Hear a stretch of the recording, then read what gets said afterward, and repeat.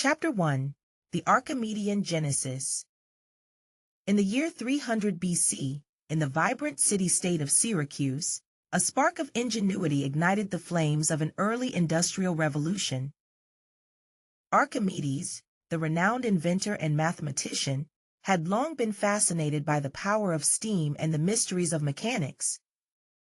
His curiosity and intellect had already given the world the screw pump and the compound pulley, but his latest creation would eclipse them all.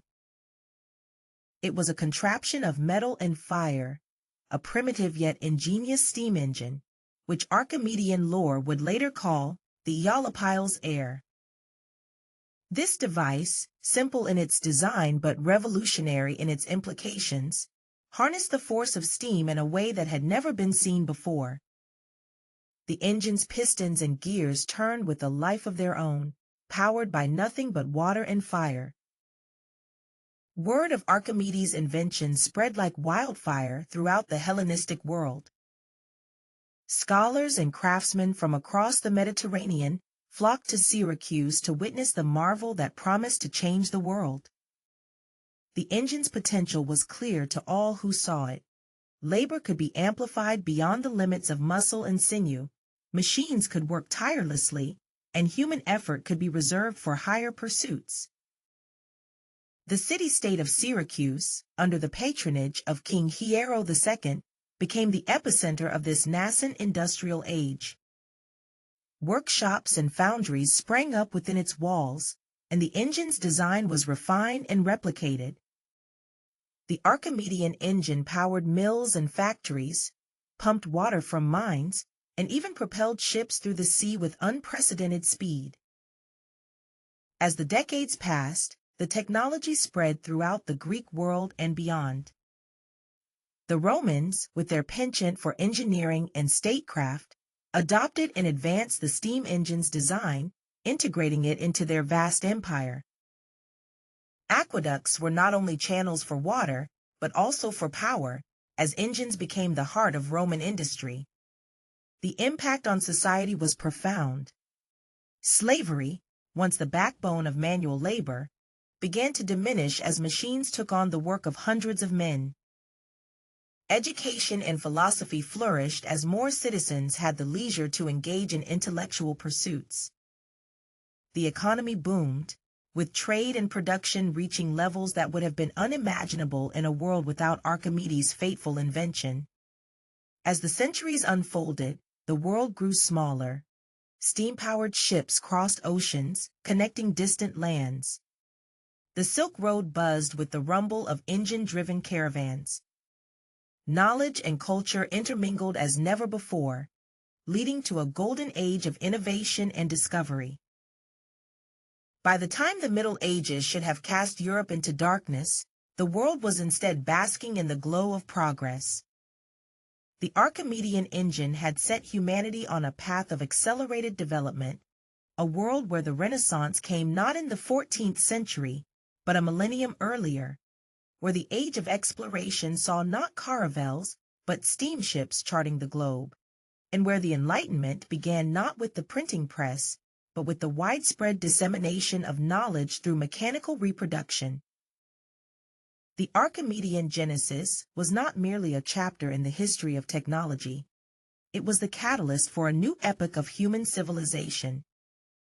A world that could have been, born from the mind of a man who saw the power in water, wind, and fire, and harnessed it to lift mankind into an era of unimagined possibility. Chapter 2. Empires of Steam and Wisdom. The dawn of the Archimedean age saw not only the rise of machines, but also the ascent of new empires, those that embraced the steam engine and the wisdom it brought. The Mediterranean, once a patchwork of competing city-states and empires, transformed into a network of interconnected metropolises, each pulsing with the lifeblood of industry and innovation. In the heart of this new world stood Alexandria, the jewel of the Ptolemaic kingdom, which had become the intellectual and industrial capital of the Hellenistic world. The great library of Alexandria, already a beacon of knowledge, expanded its reach, now housing the collective wisdom of a civilization powered by steam. Scholars from all corners of the world gathered, not just to study the past, but to shape the future.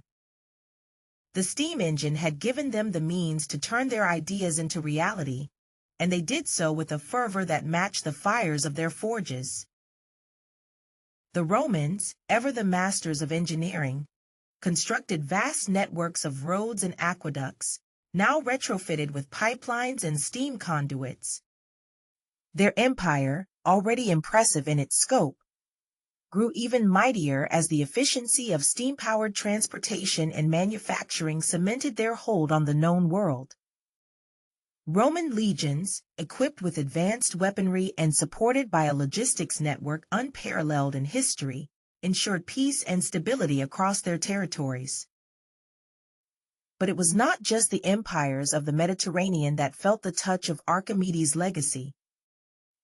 The knowledge of steam spread along the Silk Road, reaching the Han Dynasty of China, where it was received with the same reverence for innovation that had marked the reign of Emperor Qin Shi Huang.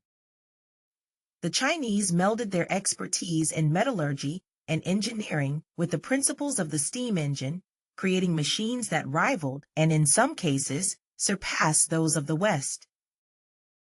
The Indian subcontinent, with its rich tradition of mathematics and philosophy, also embraced the steam revolution. The Maurya and Gupta empires harnessed the power of steam to irrigate their fields and power their workshops, leading to an era of prosperity that saw the subcontinent flourish as a hub of trade and culture. As the centuries progressed, the world witnessed the rise and fall of these steam-powered empires, each contributing to a global tapestry of technological and philosophical advancements. The sharing of knowledge was not limited to the elite. It permeated every stratum of society. The printing press, powered by steam, made books and pamphlets affordable, spreading literacy and education to the masses. The Renaissance, an explosion of art, science, and humanism, bloomed in every corner of the world. Great thinkers like Leonardo da Vinci and Galileo Galilei, standing on the shoulders of Archimedes, pushed the boundaries of human understanding. Their inventions and discoveries were not isolated sparks of genius, but part of a worldwide conflagration of progress. The Enlightenment, too, came early, with philosophers like Voltaire and Rousseau debating the nature of government and human rights in a world where the steam engine had made all men more equal in their capacity for labor.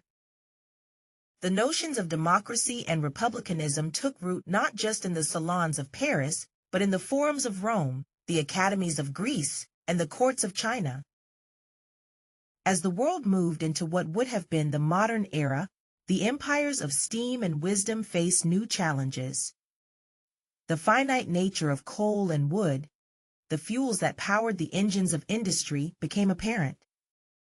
The quest for sustainable energy sources sparked a new wave of innovation, leading to the early harnessing of electricity and the development of renewable energies. The world of the Archimedean Genesis was one of perpetual growth and enlightenment, a place where the steam engine was not just a tool of industry, but a symbol of humanity's unquenchable thirst for knowledge and progress. Empires rose and fell, but the legacy of steam and wisdom endured, propelling mankind toward a future of boundless potential. In the tapestry of time, woven with the threads of steam and intellect, humanity's odyssey continued, unfurling into a modern age that shimmered with the luster of Archimedean dreams realized. The world, once vast and inscrutable, had become a close-knit community, thrumming with the pulse of engines and the hum of electric currents.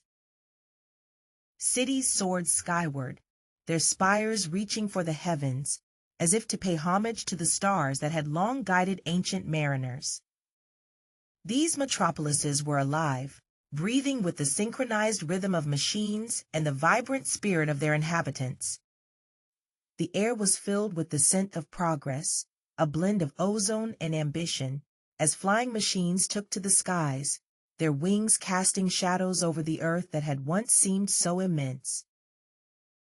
In this world, knowledge flowed like a mighty river, unstoppable and ever-changing. The children of Archimedes, heirs to his mechanical genius, had transcended the limitations of their forebears. They had harnessed the atom, unlocked the secrets of the genome, and peered into the very fabric of the cosmos.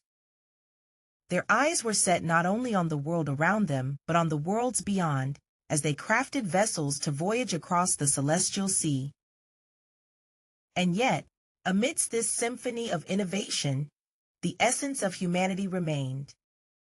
The arts flourished, with virtual canvases and symphonies of light and sound that stirred the soul. Philosophers pondered the ethical labyrinths of artificial intelligence, while poets composed verses that echoed through the digital ether, touching hearts across the globe. The Odyssey of this modern age was not without its trials, for with great power came great responsibility.